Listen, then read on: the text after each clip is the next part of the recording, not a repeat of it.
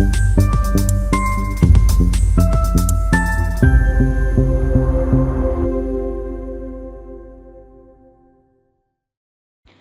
Army प्रमुख शर्वे पांडे के प्रयागपुर में आयोजित प्रेस कॉन्फ्रेंस में जानकारी देते हुए बताया गया कि 19 अप्रैल अक्षय तृतीया के अवसर पर प्रयागपुर तहसील के सामने स्थित जूनियर हाई स्कूल परिसर में भगवान परशुराम जन्मोत्सव के उपलक्ष्य में एक भव्य कार्यक्रम का आयोजन किया गया। उन्होंने बताया कि कार्यक्रम में मुख्य वक्ताओं के रूप में प्रसिद्ध विद्वान एवं राष्ट्रीय दार्शनिक डॉक्टर अरुण प्रकाश पांडे उपस्थित रहकर भगवान परशुराम के जीवन और उनके आदर्शों पर मार्गदर्शन देंगे।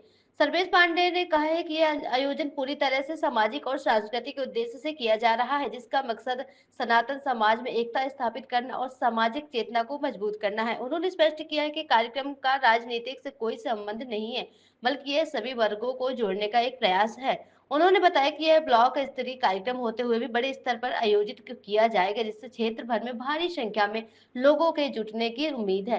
प्रेस वार्ता के दौरान उन्होंने कहा कि कार्यक्रम में सभी राजनीतिक दलों एवं समाज के हर वर्ग के लोगों को आमंत्रित किया गया है।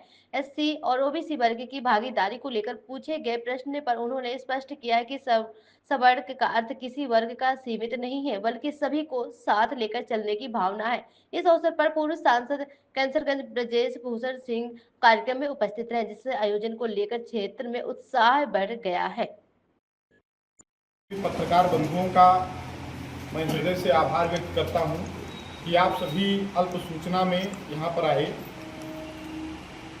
आज ये जो प्रेस कॉन्फ्रेंस हमने बुलाई है, इसका मुख्य उद्देश्य है आगामी 19 अप्रैल को अक्षय तृतीया के दिन होने वाला भगवान परशुराम जी के जन्मोत्सव का भव्य कार्यक्रम, जो कि हमारे यहाँ प्रयागपुर के जूनियर हाई स्कूल के प्रांगण तहसील के सामने मतलब आयोजित किया जा रहा है, जो कि बहुत ही भव्य और दिव्य कार्यक्रम है।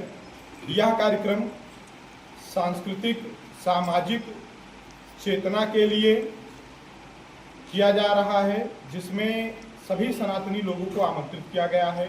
कार्यक्रम का समय सुबह के 11 बजे से शाम के 4 बजे तक कार्यक्रम होगा।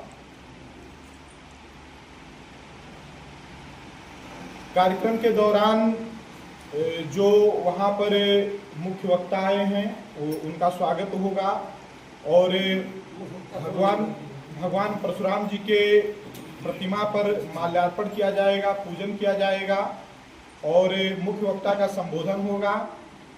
समाज के विभिन्न विषयों पर वहाँ के जो मुख्य वक्ता हैं और अपनी बात रखेंगे।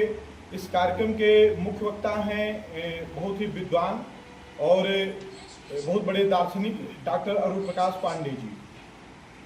कार्यक्रम सुबह के 11 बजे से शुरू होगा।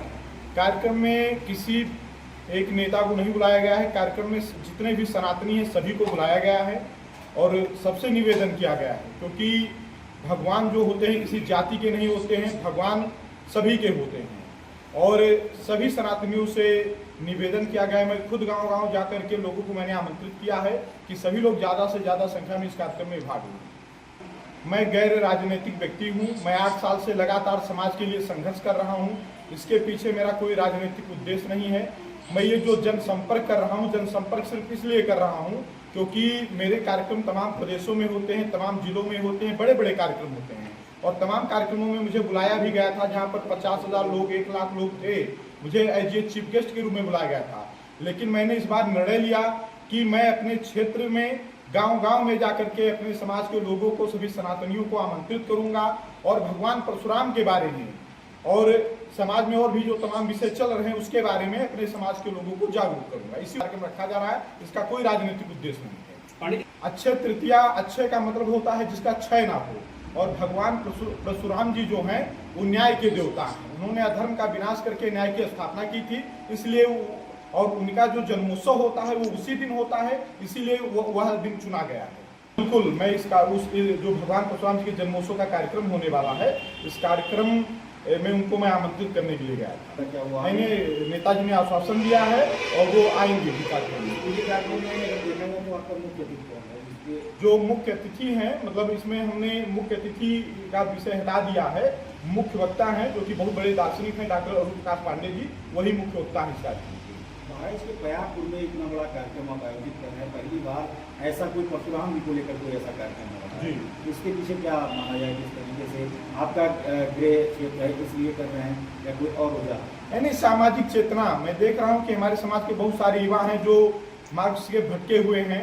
अभी आप सोशल मीडिया उठा करके देखेंगे तो भगवान परशुराम के नारे लोग लगाते हैं, लेकिन भगवान परशुराम के बारे में बहुत लोग नहीं जानते। यहाँ तक भी भगवान परशुराम जी का जो चित्रण है एक निगेटिव रूप में भी कर दिया गया कि किसी जात के विरोधी हैं या किसी के विरोधी हैं। भगवान परशुराम के बारे में बहुत विस्तृत जानकारी अभी लोगों को नहीं है, इसीलिए हमने विशेष रूप से डॉक्टर प्रकाश पांडे जी को उस दिन बुलाया है, जो कि भगवान परशुराम जी के मतलब चरित्र पर जो है विशेष प्रकाश डालेंगे।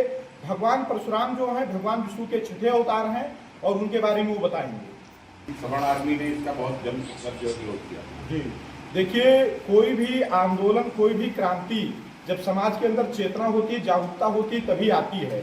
और मुझे लग रहा है कि यहाँ से जो चेतना पैदा होगी लोगों के अंदर, तो बहुत सारी लड़ाइयाँ जो भविष्य में होंगी वो काम आएंगी, समाज के लोग जागरूक होंगे और उन सभी विषयों पर वो लोग मुखर हो पाएंगे। उनको कनेक्ट करने का प्रयास किया जा रहा है इन कार्यक्रमों के माध्यम से। सुरेश जी, क्या माना जाए जिस तरीके से भीम आर्मी का गठन करके चंद्रशेखर यहाँ तक पहुँचे, सांसद बन गए, संसद तक गए, क्या सवर्णों को साथ कर आप भी कोई राजनीतिक यात्रा की तलाश में? नहीं, मेरा सिर्फ एक उद्देश्य है, समाज के लिए लड़ना, और समाज के लिए जो भी करना पड़ेगा मैं करने के लिए तैयार हूँ। यहाँ पर कोई ऐसा नहीं है जो ये नहीं जानता है कि वर्तमान में सामान्य वर्ग की स्थिति क्या है। सामान्य वर्ग की स्थिति जो है बद से बदतर है, इसलिए उस स्थिति परिस्थिति को कैसे संभाला जाए, सामान्य वर्ग को भी जगाया जाए। मैं नाम नहीं लूँगा, मैं एक नेता के पास बैठा था, तो मैंने जब उनको आमंत्रित किया तो उन्होंने कहा कि इस तरीके से कार्यक्रम करना एक जाति का कार्यक्रम होता है। तो मैंने उनसे यही एक बात बताया, आपके प्रेस कॉन्फ्रेंस के माध्यम से भी बताता हूँ। देखिए, जो ब्राह्मण रहा है, ब्राह्मण सनातन की नींव रहा है। ब्राह्मण ने हमेशा सनातन को आगे बढ़ाया है। हमने भगवान विष्णु के 10 अवतार को पूजा है, चाहे वो वराह अवतार हो, श्री कृष्ण जी का अवतार हो, या भगवान राम का अवतार हो। उसी में से भगवान परशुराम जी का अवतार भी भगवान विष्णु का ही अवतार है, और हम सनातन को आगे लेकर जाने वाले लोग हैं। तो ये जो हम लोग एक कार्यक्रम कर रहे हैं, इसी उद्देश्य से कर रहे हैं। सभी जी, देखा गया कि भारतीय जनता पार्टी के प्रमुख हों या पूर्व सांसद हों, उनको निमंत्रण भी आपने दिया, उनके साथ भी दिखे। क्या जो अन्य पार्टियां हैं, समाजवादी पार्टी है, तमाम सारी पार्टियां हैं, उसमें जो सवर्ण नेता हैं, पूर्व विधायक, पूर्व सांसद हैं, क्या वो भी आपके साथ आ रहे हैं या आप उनको निमंत्रण देने जा रहे हैं? मैंने चाहे सपा के हों, चाहे बसपा के हों, चाहे कांग्रेस के हों, चाहे भाजपा के हों, चाहे कोई पत्रकार बंधु हों या कोई सामाजिक संगठन हो या कोई एनजीओ चलाने वाले हों, जितने भी सनातनी हैं जो मुखर होकर के समाज के मुद्दे पर बोलते हैं, मैंने सबसे संपर्क किया है और सबको मैंने आमंत्रित किया इस कार्यक्रम में। ये जो आप कार्यक्रम कर रहे हैं, सवर्ण आर्मी के बैनर तले हो रहा है, तो इसमें सवर्ण होंगे या सनातनी होंगे, जैसे इसको लेके भ्रम है। सवर्ण का मतलब सवर्ण वर्ग और बैकवर्ड और वो दलित, उनको मिलाकर, या केवल सवर्ण लोगों का कार्यक्रम बेसिकली होगा? सवर्ण जो शब्द है वो कोई संवैधानिक शब्द नहीं है। जो SC ST OBC और जनरल की बात होती है, तो संविधान में उसको जो परिभाषित किया गया है वो सामान्य वर्ग से। हमने सवर्ण आर्मी का जो नाम रखा है वो अपने तरीके से रखा है और इसमें सभी लोगों को हमने आमंत्रित किया है। सवर्ण का मतलब, आप सवर्ण की परिभाषा आपके हिसाब से क्या परिभाषित होती है? सवर्ण है जो सभी को लेकर के चले, सभी वर्णों को, जो सभी वर्णों को जोड़ करके चले, वही सवर्ण है। और आज से आज तक जिनको आज हम लोग समझते हैं सवर्ण, जैसे ब्राह्मण हो गए, क्षत्रिय हो गए, वैश्य हो गए, जिनको हम लोग समझते हैं, वो क्या है, वो सबको लेकर के चलते हैं। जो सबको लेकर चले वही सवर्ण है। सर्वे जी, जैसे कार्यक्रम आपने प्रयागपुर में आयोजित किया है, कोई बड़ा कार्यक्रम अगर होता है तो उसे जिले से आयोजित किया जाता है, तो आपने प्रयागपुर ही क्यों चुना? प्रयागपुर समझ लीजिए एक तरीके से मेरी जन्मभूमि है। मेरा जन्म इसी प्रयागपुर ब्लॉक के अंतर्गत, तहसील के अंतर्गत हुआ है, और यहाँ पर ये मैदान भी काफ़ी बड़ा है, क्योंकि यहाँ पर कई राजनेताओं के कार्यक्रम भी हो चुके हैं, और क्योंकि कार्यक्रम बड़ा होने वाला है, स्थान भी था, और यहाँ पर कई लोग मुझसे पहले भी चर्चा कर चुके हैं कि यहाँ पर भैया कार्यक्रम किया जाए, क्योंकि यहाँ के लोग और भी उत्सुक थे। इसीलिए मैंने यहाँ पर कार्यक्रम रखा, क्योंकि खासकर बहराइच शहर में कोई ऐसा स्थान नहीं है, मतलब मेन जिले में, कि जो इतना बड़ा ग्राउंड जहाँ पर हो। तो ये इसका कार्यक्रम का स्तर क्या होगा? जनपद स्तरीय, राष्ट्रीय स्तरीय या प्रदेश स्तरीय? ये कार्यक्रम ब्लॉक स्तरीय है। ब्लॉक ये ब्लॉक स्तरीय कार्यक्रम हम कर रहे हैं, और यहाँ पर एज राष्ट्रीय अध्यक्ष मैं कार्यक्रम नहीं कर रहा हूँ। एज ये सर्वेश पांडे जो कि आपके प्रयागपुर के हैं, मैं इस तरीके से कर रहा हूं, मैं गांव गांव जाकर के लोगों को जगा रहा हूं। मेरा उद्देश्य, लोग इस कार्यक्रम में कितने आते हैं कितने नहीं आते हैं, मेरा ये उद्देश्य नहीं कि संख्या इकट्ठा कर लेना, लोग आ जाएं, अपनी ताकत दिखाना, ये उद्देश्य नहीं है। लोगों के अंदर चेतना पैदा करना मेरा उद्देश्य है। लोग कितने जागरूक हैं, कितने लोग यहाँ पर आते हैं, इस विषय को कितने लोग गंभीरता से लेते हैं, कितने लोग समझते हैं, फिर उस हिसाब से आगे हम और तैयारी करेंगे लोगों को जगाने का, लोगों को जोड़ने का।